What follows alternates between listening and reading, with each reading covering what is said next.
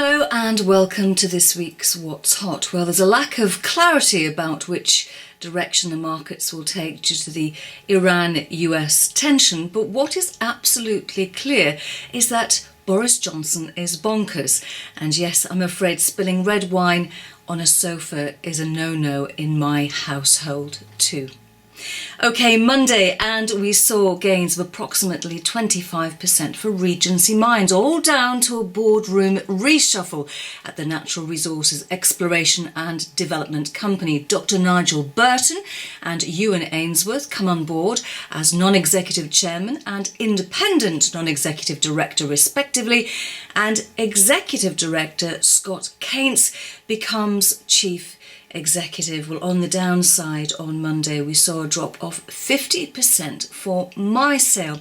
Now this is an online retailer. It has retail websites in Australia, New Zealand and Southeast Asia. It holds flash sales in fashion, apparel, health, beauty and homeware categories. Now it's been tough down under, so it's delisting and putting itself up for sale. So if this is something you fancy, here's who to approach. Well, Tuesday there's just a handful of scheduled announcements, including Gear for Music. This is an online musical instruments retailer. We know that BlackRock has recently halved its investment in the company, even though everyone loves a con. But in April, the company said it expects lower earnings compared to the previous year due to higher distribution costs and lower product margins. And with over 51,000 products to view and a long hot summer, why don't we learn a musical instrument? Well, Tuesday we also hear from Northgate, and the share price falls over the past 3 months have bewildered bulletin boarders. The company is involved with the leasing of LCVs or light commercial vehicles, light being anything under 3.5 tons. Well, all their drivers are happy, toolbox is immaculate, and it has substantial broker coverage. Well, sticking with transport, and on Wednesday we get finals from Stagecoach. Well, according to the Observer, its American dream has ended. It faces a final departure from the UK railway network it once dominated. Now, in April, the Department of Transport disqualified Stagecoach from 3 rail franchise competitions because its bids, I quote, breached established rules, particularly in regard to pensions. Well, Stagecoach owns 49% of Virgin Trains, which is the current operator of the West Coast service. Virgin Group owns the rest.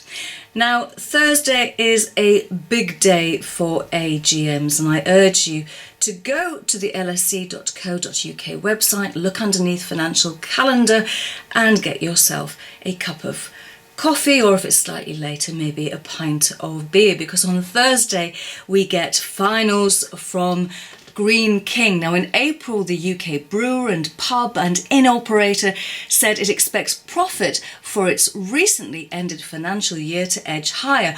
All eyes will be on the new chief executive, Nick McKenzie, who took the reins from long-standing boss Rooney Anand in May. Long-standing meaning Anand was chief executive for 14 years.